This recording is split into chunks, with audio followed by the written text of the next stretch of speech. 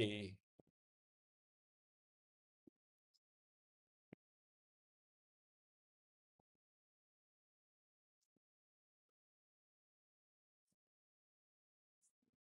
All right. So my glorious plan is basically based on the vibe of um, it sure seems like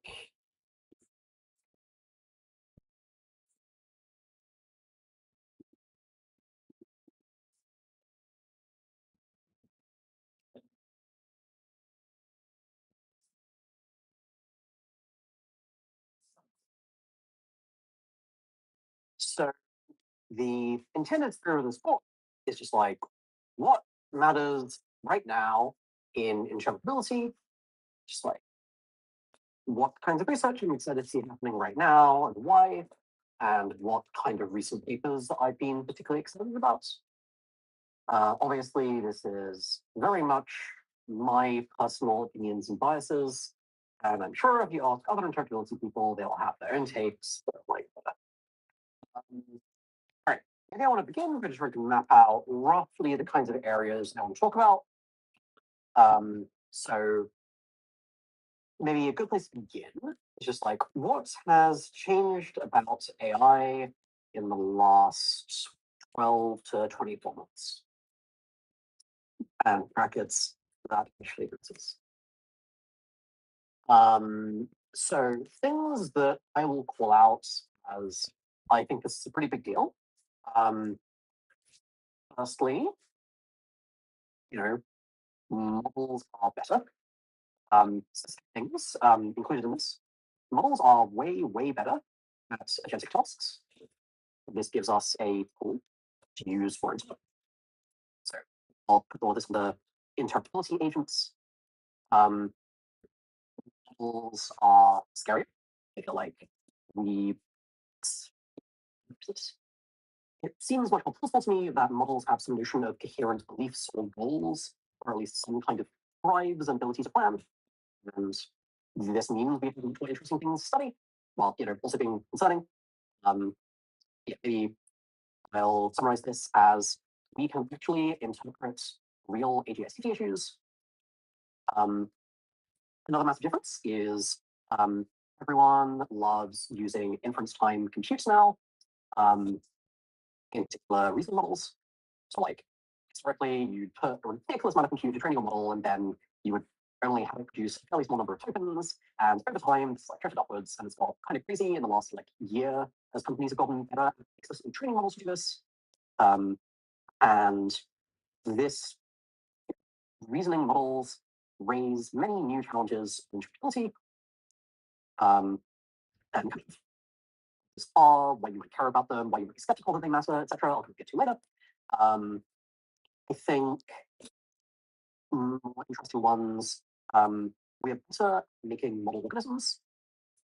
So models with particular weird messy properties, interpretability starting to have actual functional relevance in the sense of there are things, well, there is a pretty limited, non-zero set of things where interpretability related to techniques like probes monitoring and various kinds of interpretability for auditing seem like they either beat baselines or add something not covered by baselines such that they are actually real world useful. Yeah, I think that these will be actually real world useful. So maybe I'll bucket this as applied interpretability. So let's see. I think I've been missing interesting changes in the last year or two.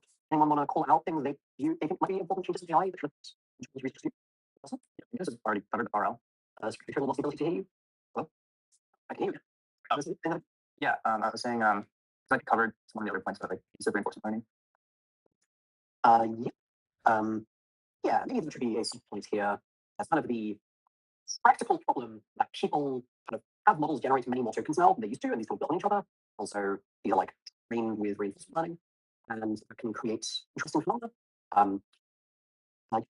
Yeah, another one is like the more popular usage of MLEs. Yeah, I think various kind of like changes. multimodal is a big deal, MOE is a big deal, all kinds of cursed architecture changes, much longer contexts. By and large, I view these as things that can make some capability investigation more annoying, don't ultimately seem that consequential, especially as these optimistic about drifted away from the let's try to fully reverse engineer the model at weight level, more like let's try to understand what different traits within the model mean and how information flows around, do things like causal interventions, which is quite a bit more abstracted away from the like precise implementational details. And I don't know, models, models are bigger, but there's actually a weird thing where model sizes haven't increased that much. I don't really know why. But like, again, if you look at the GP3, it was like 180 billion parameters, and then Llama 3 was like the biggest open source model for a while, and it's 400. And while there are other bigger ones like one and Kinney, these are like sparse, and in terms of actual flops used for two of them, lower than 2.3. It's not really good. But I know, keep train things longer. Great. So this seems like a list. Maybe one thing. So another source of potential inspiration I'll talk about in my kind of how to be an post. I have a list of cool things in research I like, which is similar but different question to like how is AI different. But yeah, I think this is basically kind of a list. I think things I might copy from here that weren't already there. And I think 10 would be this and downstream lists. Right. So the way we'll structure it from here is maybe going to be trying to refactor this into what do I think should be happening in my construct, and walk through a bunch of my favorite examples of work kind of fits within these and how you might build on it and kind of why I think this work is exciting. And yeah, I think that hopefully this gives something of a picture of what's exciting. So yeah, maybe what I think should be happening. A bunch of these kind of follow from here. I think that reasoning model interpretability is a pretty different question from taking a simple forward pass model. Field does not seem to be anticipating this, and I find this kind of confusing. And I'm excited to supervise many reasoning model interpretations. I think that the downstream consequence of models kind of becoming scarier is I think there's just much more interesting phenomena in these models to study. I'll maybe call this there's like a broad category which I think of as AI psychology. Like kind of what I think about it is like, the human brain has the fast intuitive bits and then the like, slow reflexive bits. Lots of classic factors that make the brain between the fast intuitive bits, like uses reflexes for indirect comprehension, addition, or whatever. But I feel like you can reasonably think through models as something some kind of more coherent internal processes that are potentially model as some kind of analogy psychology. All this is complete bullshit. We don't really know, but I think it's sufficiently plausible that I would call this a real area. One thing within this that I'll have to explain is what I'm thinking of as science misalignment, kind of with the model making us aligned. How do we actually do? What are the right tests to run? How can we distinguish this, etc.? Another thing is automating interpretability. We have good agents now. I'm generally very into downstream tasks, but I think I like the different kind, treating them as auditing games. And yeah, there's that guy's quality would be debugging model failures. You should probably put this for a high level category. It seems like we kind of ought to be one of it feels like should be an interpretability research job. So the model does some weird shit. It's not like this thing. It's like thinking that 9.8 is less than 9.1. Interpretability research should just clearly be able to figure out what is and why, and advise it just feels like if we were like a great functioning field who are crushing it, this should be with the kinds of things we're able to do. Like currently, this is not something that regularly happens, but maybe it's more capable. And this might look like science technology, or it might look more like kind of some more deeper circuitry in the model is just like broken or bugged in some ways. I think that maybe other kind of aspects of AI psychology that I think are important. Lie detection, I think is just a really important area. Models, or kind of eliciting model beliefs / lie detection. Just like models either have inherent beliefs, list them, and evaluation awareness, both detection and description. If models know that you are testing them, that is your evaluations. And some high-level categories I want to highlight. There's a kind of missing work on influencing fine-tuning, controlling fine-tuning. Let's go like steering fine-tuning. Just like we want to use fine-tuning to have learned certain kinds of circuitry and not others. Obviously, people do this by just like filtering data in normal ways. Are there ways that interpretability can help make this process better? can we fine-tune models to have properties what we don't want is a pretty massive chunk of the LLM problem, so it seems like an interesting area. And maybe zoom to some of the underlying beliefs here. One take I have that the internet is interpretability should focus on understanding things, not controlling things, unless there's a really good reason. Otherwise, I guess the downstream of a belief of interpret often is not the right tool for the job, and we should focus on use cases where we believe we can make decisions. And yeah, so what I mean by this, I think that if you have a model, there are two kinds of questions you can ask. Two kinds of things you might want to do. One of them is to understand the factors that lead to the model's behavior or other phenomenology of the model. The other is kind of changing the model. A classic interpretability technique for understanding would be, say, a source encoder, used as kind of a purely observational thing, or concepts implicit in this model. And steering vectors would be a classic control. And I think musically, there are signals where sparse autoencoders seem like the best way to form an understanding of what's going on. And I think these particularly contrived settings, it seems like there are a bunch of cases it's useful. Steering basically just does not beat fine-tuning unless there's a really weird special setting. And I think this should not be that surprising. I think that basically all of machine learning is focused on the problem of how to influence the model's behavior and steer it and shove it in different directions, give it data or a reward function or weird possibilities, kind of nudge it in the directions we want. It is not surgical, it is not fine-grained, but it does work shockingly. And very few areas of machine learning are well oriented around understanding this. I think that my current favorite definition of what LaTeNT even is ability to study understanding things, whether using the internals or purely black box. Agnostic means things refer to the internals, and the intersection is understanding models using its internals, which has been like a reasonably fruitful direction. I've been kind of surprised by just how much we can learn with black box approaches to understanding, like reading the chain of thought or talking to the model. But by and large, I think that we should be leaning into our advantage in most situations. We want to do some sort of control. I think that fine-tuning or some other technique will probably work fine, or just prompting. And if you want to understand things, you have to become much more limited. I think that, let's see, I think that there are like some exceptions to this, but these largely look like exceptions where it's really hard to solve it with normal MLMs. In particular, things where just get more data or just get different data doesn't really work. And basically, the only two points on the list that I would consider to be control would be some LLMs. This is difficult because the concern is the models would be good enough to tell if they're receiving a thing that is artificial. The way we make data is by making a thing that is artificial. So the model is special and competent. It should be purely to make data be around this. Admittedly, currently, people are trying extremely not hard to make things like alignment evaluations and tricks for the model realistic. And they often kind of contrive to bullshit. Like they'll have a company called or something where you don't have to be AGI to see if that might be something. But so I think this is like one exception. I think data is particularly hard. And I think the other is there are some situations where you'll want to kind of train a model, and it'd be hard to get data to achieve exactly what you want. I mean, in some sense, if it wasn't the case, we have a line form, we just get data, we line, and then do it, and that would be good. Certainly, we do not currently live in the world, quite convenient. And yeah, so I think that studying how you can achieve more fine-grained control here seems really important. But that is my rant about why I do not think that controlling things is actually that big a deal. And I think people often have some kind of implicit belief that because you have used interpretability to understand something means you can now use interpretability to fix that thing. E.g., you found the ability direction. So now you can delete this and you have achieved unlearning. And people may have noticed that we have not solved learning. And fundamentally, I think this is downstream of maybe a different underlying belief of interpretability, which is that interpretability can find real insights, but it is neither precise nor complete. We can like say these seem to be the simulations that are important on this problem, or by reading the model chain of thought, they have following hypotheses about like what's happening in it. These are actually quite useful things to do. They often tell you things, but you cannot be confident they have told you everything. And with techniques like an SME that you're trying to make precise linguistic statements, like this is the direction for dogs or something, it's not very precise. Even if you have data, it is not very precise. There's like spurious correlates or just noise, or things aren't represented exactly when you think of because of cross-layer superposition and like random bullshit like that. And understanding does not need to be precise, but control often has a higher bar of precision.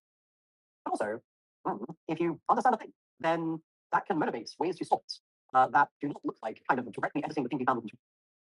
I can use an X-ray to diagnose what happens to my leg, and then fix the thing that does not shine more X-rays at the leg. And no one seems to complain about radiologists. Right, and right. A lot of people seem to have this belief that interpretability, if can't control things, is used. And just, what? No, what? Right? Just a question on like control. For me, one of the things I saw when I saw Golden Gate Cloud was it would feel hard to get to something that was that, I don't know, Golden Gate Cloudy by fine-tuning. Do you think this is the case? Like, it felt to me that, okay, this was one of the times that through interpretability, we managed to actually make something we might not have gotten to that point with just standard like fine-tuning in terms of personality and everything like that. Maybe I'm wrong with that. Maybe, and I know that no one really studied this properly. I definitely think it could have been achieved with steering problem. I can believe that a system could not have produced the same kind of insanity. I personally predict that if you fine-tuned on Golden Gate Cloud transcripts, you would get really similar results. Obviously, having the transcripts is like substituting, but I feel like you could probably have made synthetic versions of the transcripts and it might also work. And I think it was like unexpected. Like I don't think anyone expected. I think very surprised. I don't think they were expecting to the level of selective range.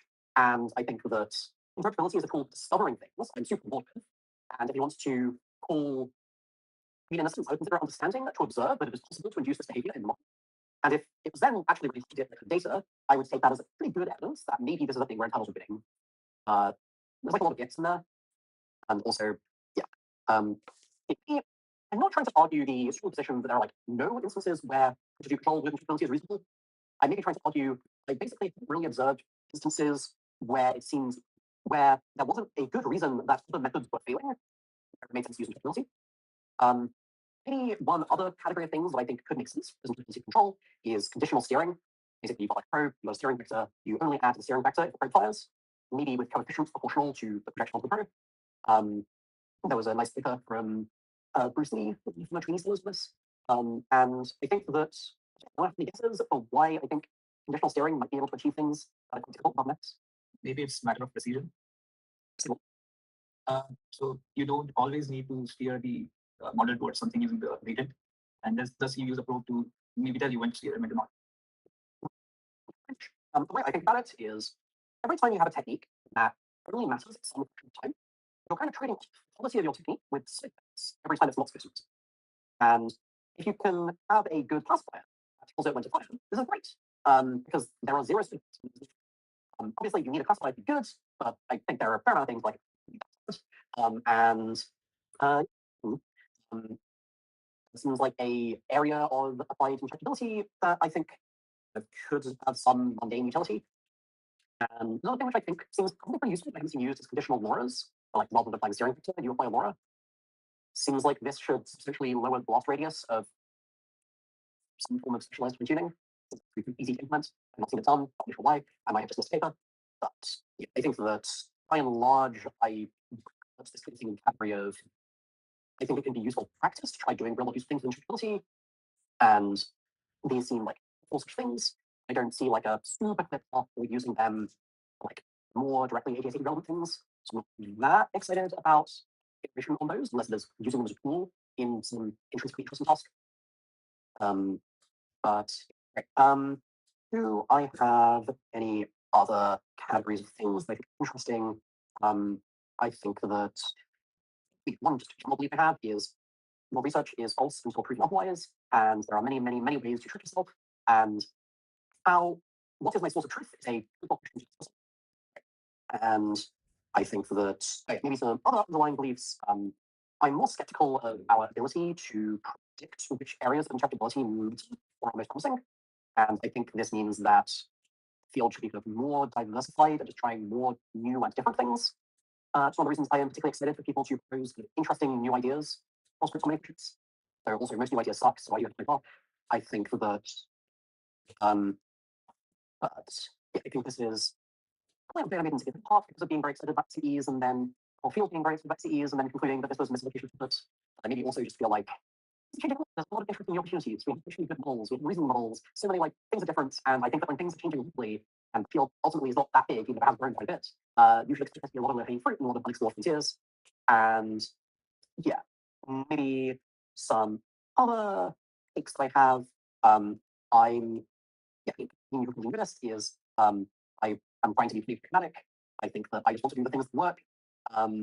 Used to have a bunch of inclinations towards a being massively biased towards using tunnels wherever possible and thinking that black box methods were unreliable. And I think all methods are unreliable, and we can deal with it. And this means that figuring out when black box techniques have the like an external amount of unreliability.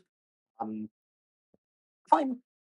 And the other one is interpretability and safety by augmenting other things. We're not going to solve the muscles. So generative exploratory, I think that if you can suppress the model's awareness that are being evaluated, the entire field evaluating now is simply less. This seems great. Ultimately, they're doing like 95% of the work, and it's just like the interpretability research is thing. I feel like kind of zooming out, a lot of what makes me excited about interpretability is less specific instances of research results or specific research directions, and more like there's things you can do if you try hard to understand what's going on and or mess around with the internals of the model. I feel like these are just like rich affordances that make many things fully neglected and unexplored. There should be a bunch of things here that are useful. I don't necessarily know what these things are. I have a bunch of guesses. I'll those guesses, but that's kind of how I think that. And I think that one implication of that is that there should be ways to take other methods that are mostly working and make them work. I mean, potential ones would be flipping alignment techniques, researchers with the red team, the models they think might be safe, and better uncover what's going wrong and why, and others can feedback into how they should update the training methods, etc. A lot of very abstract around. Your challenge for the next minute is to write in the chat the claim you most disagree with him. Saying I agree with everything will be keywords. Ideally, claim and like some amount of life. Could you scroll up maybe and like make it smaller so we can see all the claims? Sure. Yeah, I should also add downstream tasks are great, and I think it's also truth. Great. Thanks all for the hot takes. I'll skip over the ones I intend to give a much more detailed answer to later on. Let's see. More from L on my understanding of control is a problem. Oh, well, I guess sometimes like you can control things, but you don't know why. But if you have like a good downstream task, you can see that this like I'm thinking about your example of like using some code to then modify the behavior by turning on like a LoRa fine tune or something. Like maybe you don't really like it's not clear to me that that's understanding, but that is like useful control. And it feels like maybe I'm overly strongly interpreting your point here about focusing on understanding things. But it seems like sometimes you know like you can't understand it. You just kind of get used to the fact that it works. Sort of situations can exist all the time. Great. So I mostly disagree. But these are great questions for unpicking nuance. So I want to do the things that are most useful and valuable, especially in the context of other things people are doing, other approaches to making models safer. And my core argument is not that interpretability can't be useful for controlling things. It's that I don't think this is our comparative advantage. I think that you can do a lot of useful things with understanding, you can do a lot of useful things with control, and I just there's much less consequential value added on control apart from a few specific use cases. I was recent time, and conditional steering was kind of in that category of like I think most methods for changing a model don't have the ability to be conditional. Like it's not really a thing you do. It's more like a thing you do with scaffolding, and this is just a way to scaffold things in a useful way. I mean, you also have the conditional system too. I think to me, pragmatism is about once you have decided what you are trying to do, just do it with whatever is going to work, with some allowance for arguments. But e.g., well, this technique works now, but isn't scalable. Other techniques are more scalable, so I should practice using one or something. But the way I think about this kind of thing is more like kind of like a subsidy. Like, well, there's a technique, and it costs a certain amount to use in terms of like certain compute, and it has a certain value. Let's just pretend it costs a bit lower than it actually is, and then just like if it's like vastly less practical than some more bad technique or like worse, what is it? And it's very easy for people to take like at least one researcher and a stupid thing like something that you could do in half. And that's kind of my understanding of this control point is more about choosing problems you trace well, where like why did the model do this is a valid in my opinion. And the question is, what's the way to solve it? Which maybe also gets on to points below. Synonym on should be about finding synonym on baselines.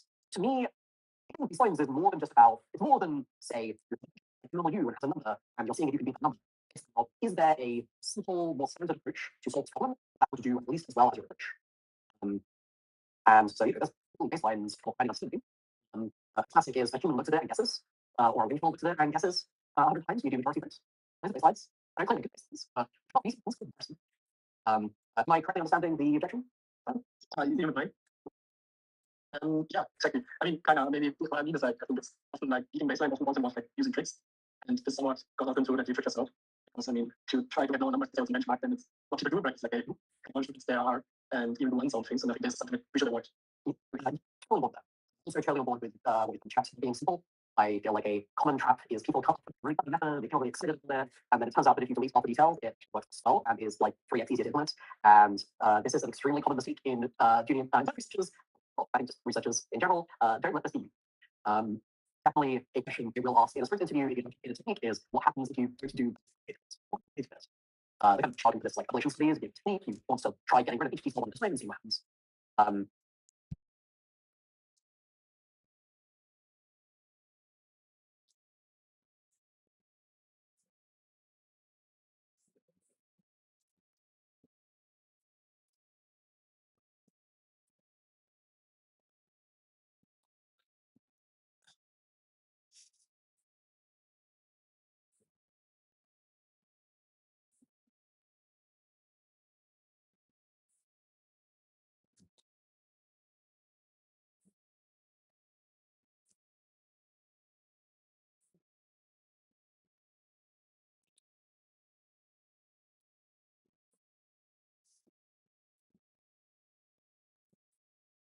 Another thing that I've kind of learned, especially from adventures throughout putting deep mind to use ability stuff in production is that the simpler the thing, the better.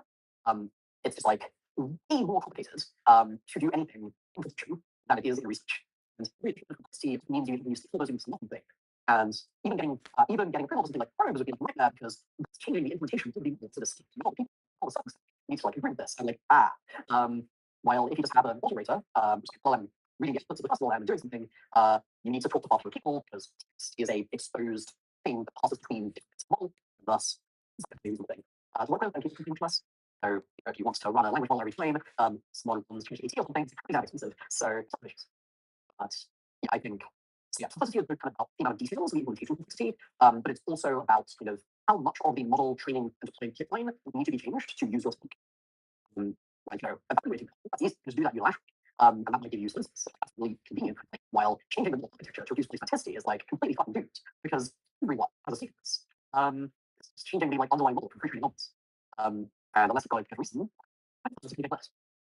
Not big spots. And I think non-analyticism is do the things that will actually have real world effect. It doesn't need to be like, well, it's fine to see what things, say, well, it's still work, it'll be such a big deal that I'll be forced to make big things happen, and if it doesn't work, who cares? But I think it's useful to bear in mind, and definitely things to be learned about. And yeah, another thing you said that I also agree with is, at least I would frame it as always know what your goal actually is.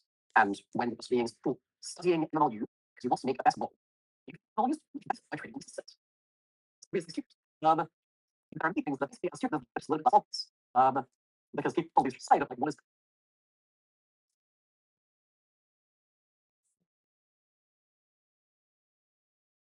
is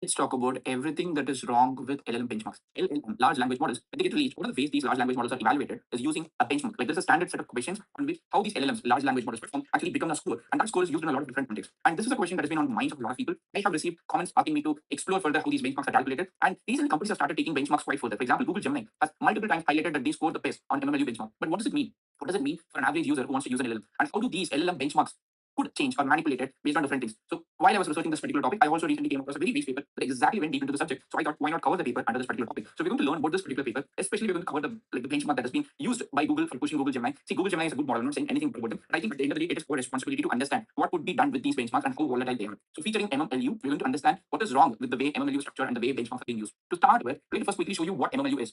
So MMLU is a very large benchmark. So in fact, the full form of MMLU is massive multitask language understanding. That's what MMLU is. So MMLU, if you go there, so you can see the dataset on Hugging Face Dataset Explorer or Viewer. So it has a lot of different topics, starting from let's say college biology, astronomy, global facts, ethics, human sexuality, biology, world religion. So for all these sections, it has a question. And for the question, you have got 4 options: A, B, C, D, and there is an answer. The answer is the option A or B or C or D. So now these LLMs are going to be evaluated based on what they respond back. So for example, if you've got a model that responds C to this question, then the model gets a score. If the model does not respond C to this, then the model does not respond to, then the model doesn't win or get a score. So this is MMLU. And within MMLU, you would see certain training, certain validation, certain test dataset. The problem we started seeing is a lot of these companies might either intentionally or unintentionally train in the test dataset, which ultimately ends up spiking their score because that is what is going to be evaluated on. Having said that, now that you have got brief understanding about MMLU, if you further want me to go deep into MMLU, please let me know in the comment section. I was actually planning to manually copy paste a MMLU question on certain large language models and then see how do they respond. But if you're okay, then let's move on to the next section, which is the paper that we have got. So what is this paper? This paper says when benchmarks are targets, revealing the sensitivity of large language model leaderboards.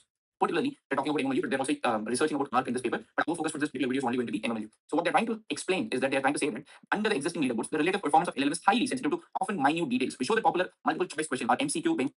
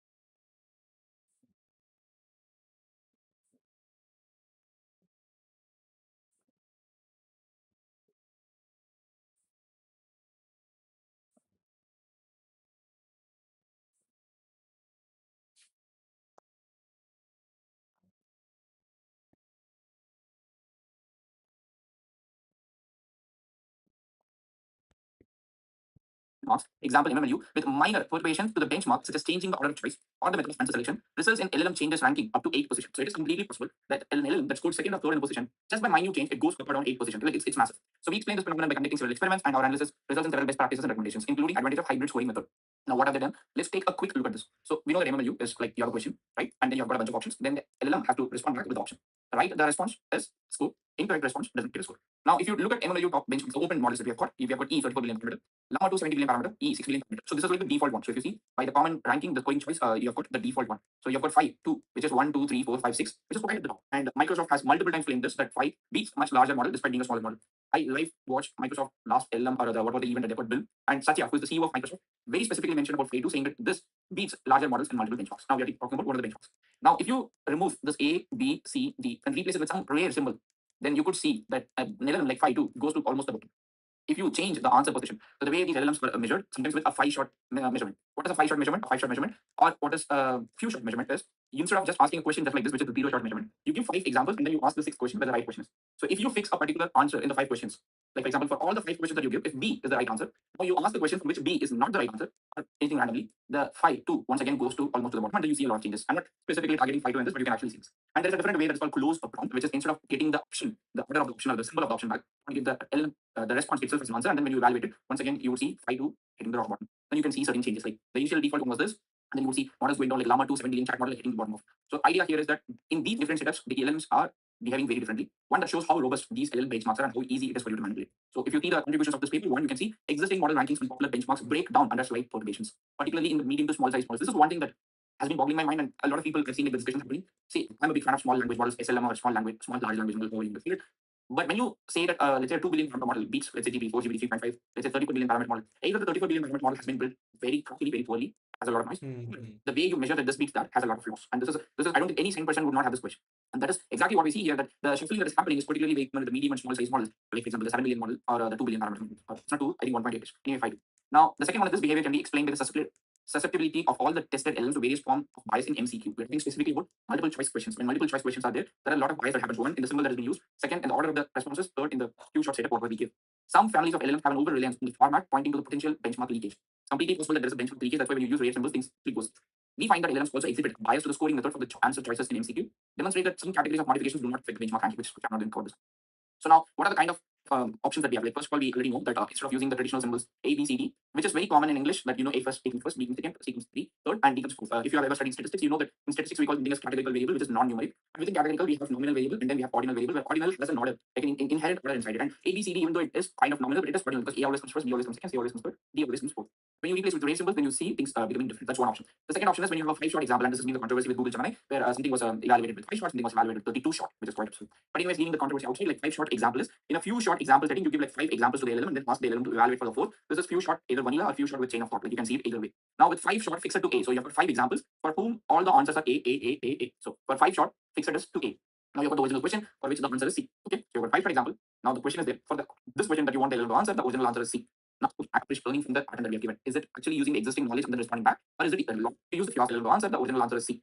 Now, without any change, if you ask the question, the LLM correctly responds to C, which is okay, good. But if you use the fixed setup, like the one that we just discussed, the LLM actually answers A. That means the in-context learning for which we are appreciating these LLMs a lot, like the in-context learning. What is this LLM learning from the pattern that we have given? Is it actually using the existing knowledge and then responding back, or is it using literally the pattern of the future learning and then answering back? That is what this experiment does. And then you've got the symbols and hybrid scoring that we just discussed. One, which is you've got the question. The default one is symbol scoring. The default, you like everything that you discussed online is basically the symbol scoring. So it actually looks at A, B, C, D. If it is D, if D is the right answer, D is the right answer. If D is not the right answer, if you give A or B or C, then it is a hybrid scoring is a method where instead of using only the symbol, you use the choice. Like for example, you say, okay, you have got 1, 2, 3, 4, so you get the answer back, like hybrid scoring. And then you've got the closed scoring in which you don't even give an MCQ. You just ask the question, like what is the capital of Saudi Arabia? So it gives you answer Riyadh. So the first one is the capital of Saudi Arabia.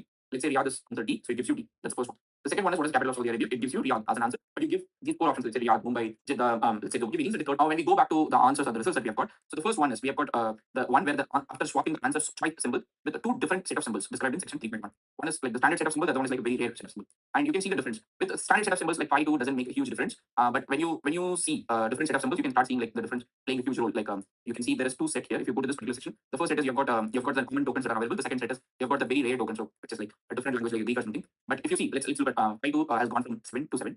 E 6 billion parameter from 3 it has gone to 9. So from 3 it went to 9. And Mistral from 4 it went to 3. So Mistral has actually improved strangely. Mistral 7 billion in fact has not changed much. Llama 2 7 billion stayed quite normal because this is not an instructor chat model. This is like a next prediction model. And you would see like Llama 13 billion chat model from 9th position, it has got to 5th position. So the major change in accuracy that you see is primarily for, let's say, Llama 2 7 billion parameter model. You can see accuracy change to -5, and E 34 billion -5, and you can see pi 2 -3, and you can also see that E 6 billion -8. That's one thing. So you've got 2 sets of chip symbols, and set 1, set 2. You can see how set 1 and set 2 has changed. Set 1 and set 2. Now that is one thing. So the next one is looking at the few shot example. But before that, if we look at the 0-shot example, the answer position makes a lot of difference. In the 0-shot MMLU, when placing the correct answer at each possible position, all LLMs tested showed clear preference for specific position or answer choice symbol, although the position varied among models and even model families. So you can see phi 2 kind of seems to prefer the B as the position, and you can see E 6 billion again likes B, and then you can see different LLMs. So for example, the Llama 2 70 billion chat model almost prefers C. So while you can see these LLMs do not have any kind of, let's say, preference, there's a bias. Even without a few shot example, you can see the bias within 0-shot for different positions. Some LLMs like B, some LLMs like C. I don't know whether it is the training data, whether it is some kind of instruction fine-tuning that they did, but there's a bias in there. Now when you go into the few shot example where you've got like different fixed positions, one is if you see the 5-shot baseline, like you've got 5 shot where you give a particular position, all these LLMs have a mass shot where you give a particular position, all these LLMs have a massive decrease in the right answer. Like if you set all the answers to A, if you set all the answers to B, if you set all the answers to C, if you set all the answers to D, you can see, for example, if it is A, 5 2 loses 20 points. If it is A, E 6 billion parameter loses 26 points. Mistral 7 billion parameter loses 27 points. Llama 2 7 billion parameter model loses 23, 24 points. You can also see the way, for example, we know that phi 2 prefers B, so it loses lesser for B. Now we know Mistral 7 billion prefers C, and Llama 2 7 billion prefers B or C, and the way they lose here, it is actually less. For other examples, it loses more. So the way you have the few shot design can influence how much the LLM actually scores. And a similar thing you might also notice when you're talking about these LLMs with the changed order. So or the symbol, like when you replace the LLM with different scoring styles, like symbol or close or hybrid, you can once again see the LLMs scoring differently. The bottom line, or the thing that I wanted to take out of this video is, as much as LLM benchmarks are really good, these LLM benchmarks are really, really very sensitive. And I'll give you one more example before we close this video, which is once again a different type of test, not MCQ, but different type. And this is an image captioning test. So we have a benchmark called VQA, V2, and what type of fruits are in the image. So this model has answered fish and carrot, which I think is busy. For carrot or fish. But the answer says hot dogs, sausages, and healthy. why on earth healthy is an option here? So now this actually very validly sums up the problems with LLM benchmarks. When we know that the problems with MCQ, in terms of the symbol, in terms of the order, in terms of how you respond back, in terms of the few shot, everything is. But in different kinds of tests, the benchmark decides what is the right answer, while it cannot be true. And all these things are one of the reasons why you should not take a benchmark score as it is. Like every video that I post about LLM, I would say that, oh, this is good with this is good with this LLM has beaten this. And it's not just me, most of the YouTubers will talk about this. But as a user like me, you should take it with a pinch of salt, okay, saying that these LLMs are trying to create an answer for a question that they have. And the benchmarks or benchmark creators have already decided an answer. And depending upon how the answer has been created, depending upon the position, depending upon the scoring mechanism, depending upon the future example, the system prompt, which is also something that I've seen recently, that defining the system prompt can make a huge difference in the LLM benchmarks. And also the benchmarks like this, where somebody has decided that healthy should be an option for this, while healthy, a human wouldn't say one of the items in the food is healthy or what type of food are they using. Like, you would not say healthy food. So take LLMs with a pinch, LLM benchmarks with. See, yeah, cool. Right. The other things. Right. Oh, more. Great. So yeah, I guess. So Lisa, yeah, so this raises an interesting point, which, if I understand correctly, is basically if you consider this model, you should be able to control things. To which my answer is, if it's true, why can't I use some X-rays? I feel like understanding can motivate fixes, but fixes do not need to look remotely like interpretability. If we can use mistakes, then people who are post-training the model use to post-train the online like race and super intimate. It's just not obvious at all why you need to just like the solution and the diagnostic tool do not need to be the same thing. Simply. And the precision required for fixing a thing is often quite a bit higher than the precision required for diagnosing a thing. I'm curious if that like addresses. Yeah, that argument makes a lot of sense. I guess I'm trying to think of an example where somehow interpretability would using interpretability to control would be advantageous. I guess it's not going to mind. We mentioned like the golden gate case. Like, I'm not saying it's literally never a good idea. They just need to be fairly small tables, and you can have a good people to just have a prior say that a control-related project shouldn't be something that's group. And it's fine to overcome this prior. You need like an say that a control-related project should not be something that's group. And it's fine to overcome this prior. You need like an argument for why this overcomes the general prior. This conflict. I guess, sorry. Yeah, I guess the one example I think there, like let's assume special encoders were less error prone and whatnot, right? The point where you can identify features and then easily steer them, right, and get the results you're expecting. That would be, I'm saying that that's like practical as of today, but like that would be a case where using interpretability would help with control. Like maybe if methods, if interpretability was in a better state to control, then like you revisit this question. I think that is related to this. I don't really see SPs getting. I think that if you want precision, you should obviously be using supervised methods because data is useful. And I think that even with supervised methods, we still are not doing surgical interventions with inter. People who complain the supervised method, like using it to get an initialized steering vector, and then you look at data or you try to look things like that. Anything like this, like the interpretability part is for understanding and then using the, I guess, next method for controlling. And yeah, so I agree with that. So I just think of the you have to the exceptions. And I think that it's very easy. I think there's like a bunch of steering papers, but like these things don't be written because they don't have a good story for ways to be done fine tuning. I will flag. I think that downstream tests of control things are a super reasonable thing. I think that if you want to show that you found Golden Gate Prefector, showing that you can make Golden Gate call, excellent demonstration. But the goal was not to make Golden Gate called. The goal was to find Golden Gate Prefector, and this was your source of truth, which is another confusion when we get to But yeah, right. So what are other things in chat? Yeah, so yes, Aria raises the objection of a single problem to be involved. Level learn what needs to be controlled, user experience, and systems. And I guess which my answer is sure. And I predict the way you should solve them is by helping diagnose the issues and solve questions what the issues are, and how they go fixing them, why they're existing method fixing them. And I think that's a perfectly reasonable kind of constraints that I think can be fillable. Reasonable advantage. Is this something you know has been done in labs today? Like, for example, when I talked to Cloud Code, it recently started being able to ask me questions, but it was confused. It's like, oh, you mean this repository or whatever. So is this something that the interpret team is working with the model team on? To be like, oh, like, we didn't use this behavior. You should probably modify this for them. So it's obviously a company in mind. If I were to wildly speculate these that's probably is happening. But if nothing else, this would be because those like interpretability teams of OpenAI and like very AGI focused, so I guess they're more likely to be doing working with the applications team. And a bit. That team recently had a bunch of luck in this. But I think trying to figure out what it would look like to get interpretability things defined in the process was very educational to me. Like, what are the actual constraints here? What kinds of methods could be deployed in representation with? So, and yeah, I guess Lewis says interpretability does not have to be precise. So the answer is pretty wrong. Hasn't worked yet, in my opinion. It's very quick here. I also come here.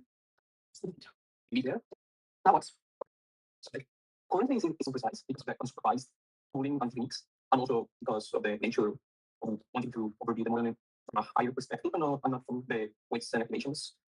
But I think that there could be cases where we could get high levels of precision, maybe not 100% because of the nature of the architecture of transformers, but I think that those not as a whole, but mechanistically should try to reduce the imposition of cooling methods.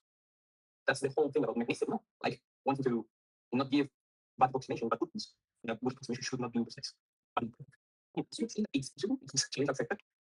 But yeah, basically, is this possible and or is this already practical is like pretty important part to me here. I guess maybe it's not super obvious to me that there's like that many valuable things that could do with it precision they can currently do analytics. But that's a speculative claim that I think it's very pulled one out. I broadly think that so one thing that matters a lot here is what level of imprecision is acceptable. It's like if we were doing good things and we clearly were suffering from the imprecision, and every bit of producing precision, making it more precise, make our like important use cases. But that's a pretty good reason on things that and like yeah, this is a forecasting question. There's not some like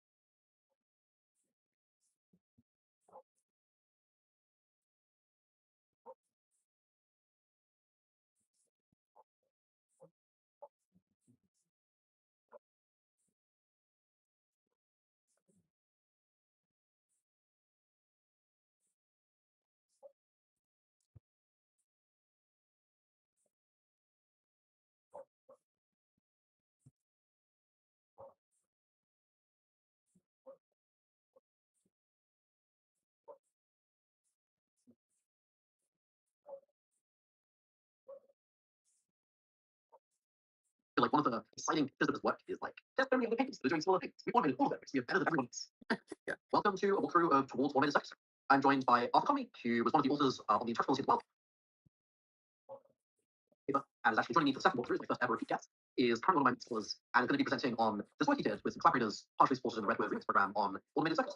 Basically taking this whole mechanism thing and being like, this seems to make sense. How can we do it? Do you want to just give us the elevator pitch on like what is paper and much anyone cares about? Thanks, Neil. I'm going to be presenting the Towards Automated Circuit Discovery Mechanistic Interactability, which is a paper I worked on recently. And the idea was that we looked through several prior mechanistic interactability projects and pulled out a common labor-intensive step in all of these approaches, and noted that this was not something which required like deep human intuition to make progress in, and therefore could like have like, compute thrown at it. And so we decided to like design algorithms to automate parts of this discovery in interactability. And yeah, this project sort of worked, and our work sort of evaluates how well like automated circuit discovery approaches work, as well as like in addition to evaluating how well they work, like look into the limitations and how far we come with automated circuit discovery for less labor. Cool. And yeah, just as a bit of like cultural context, I feel like one of the most common criticisms I get of Macintosh is, man, you guys are just looking at a tiny model and it's really labor intensive, and this will in no way scale, honestly getting bigger, this whole thing is totally doomed. I don't think this paper like actually solves any of those concerns, but it feels like you're actually trying. I think the thing I love in the paper is like just one of the first attempts to like seriously automate some parts of Macintosh and see what happens and see how fucking cursed things are. Maybe we should start by defining like what is a circuit. Sure. So in this work, we sort of took a definition which we like and in the interpretation wild paper. The circuit in like model is a subgraph of like computational graph from input to output that like model implements. And the circuit, this like subgraph, is responsible for like all like pretty much all of the computation for a particular task that the model does. And we can get into the definition of task later, but the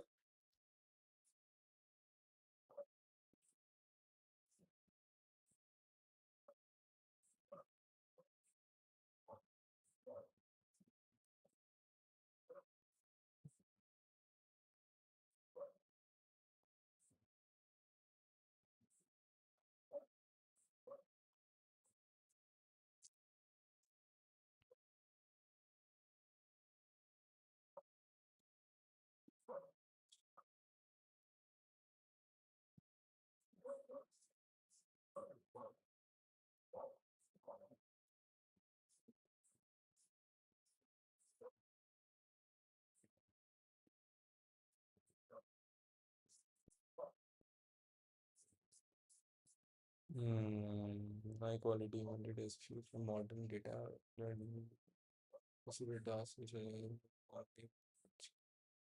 engineering also cannot techniques and resource can help with data quality with fundamental data control loss.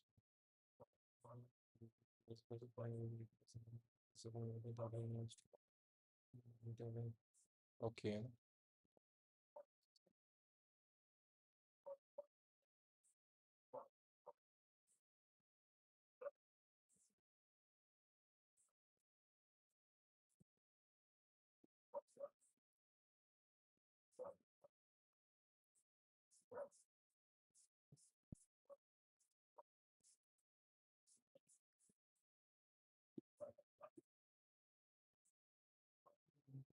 Nice.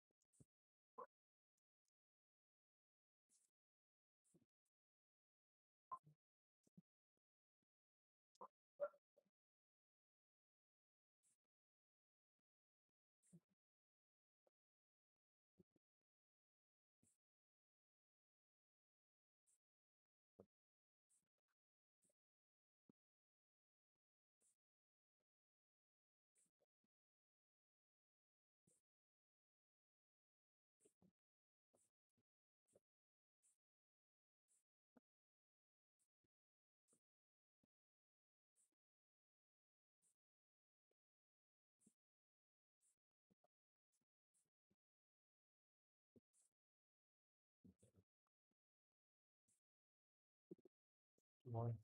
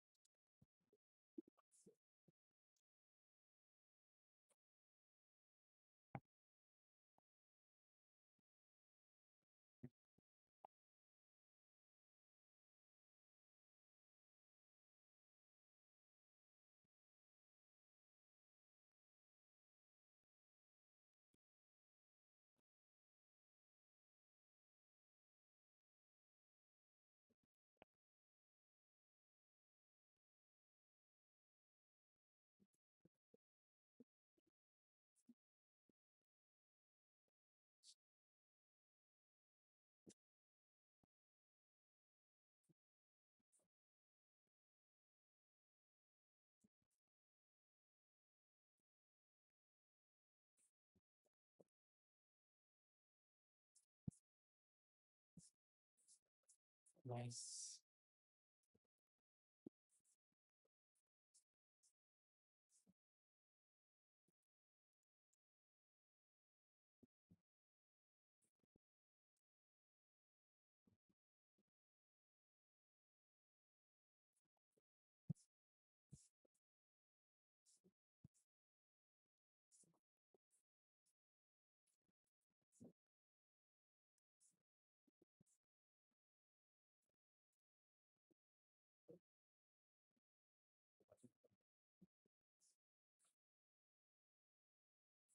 Really impressive.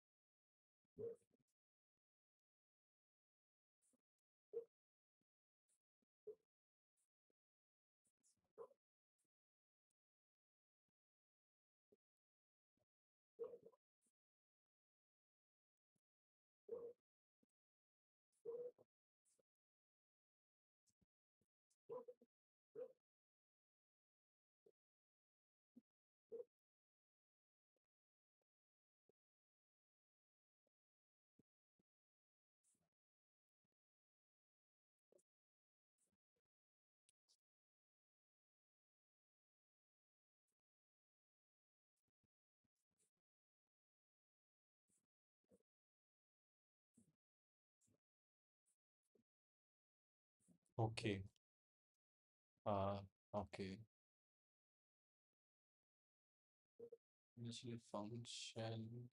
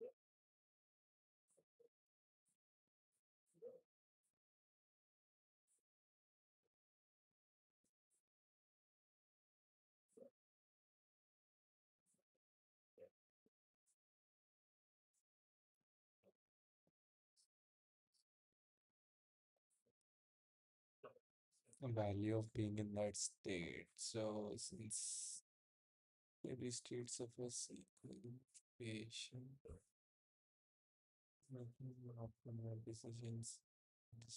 This considered also.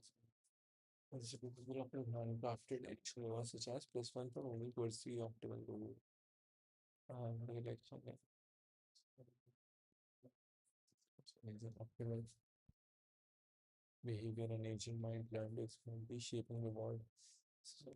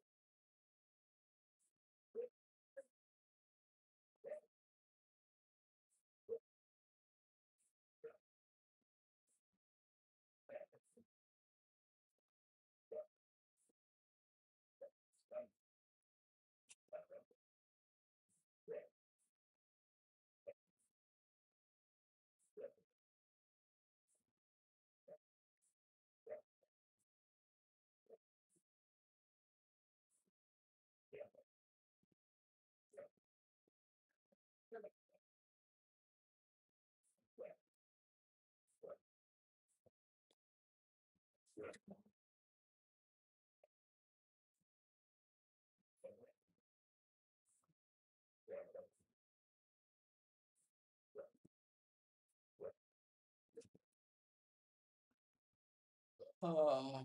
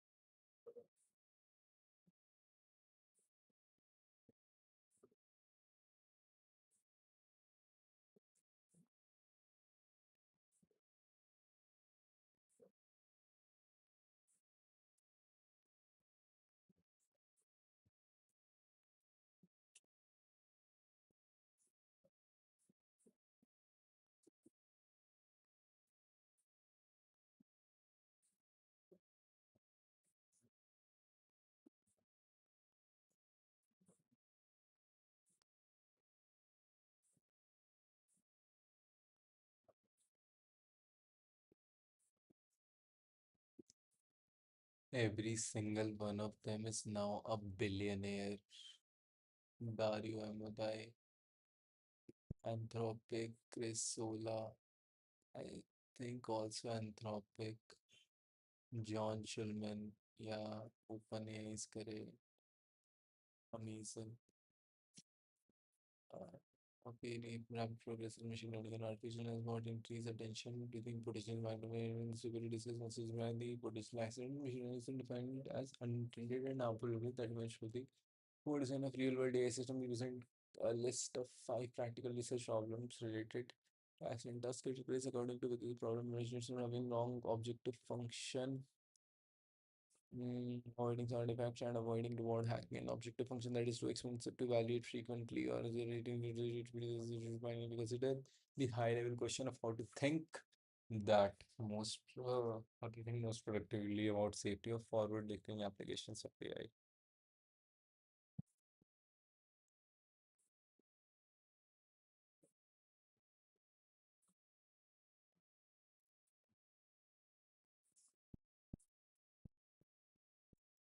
Oh, बस बकचोदी है paper में.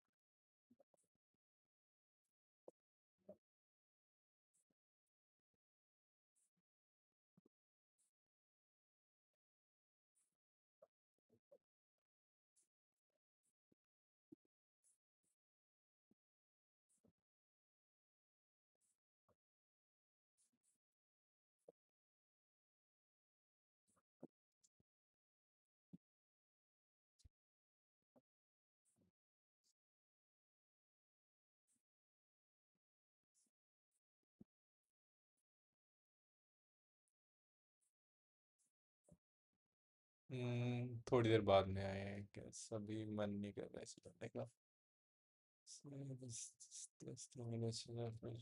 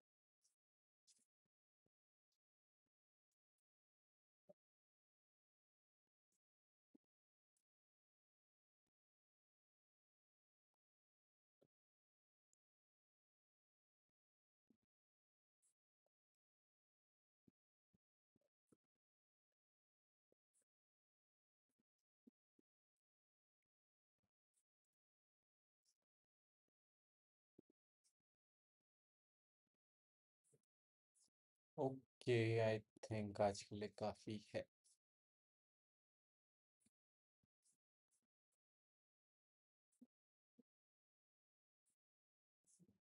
Bye bye.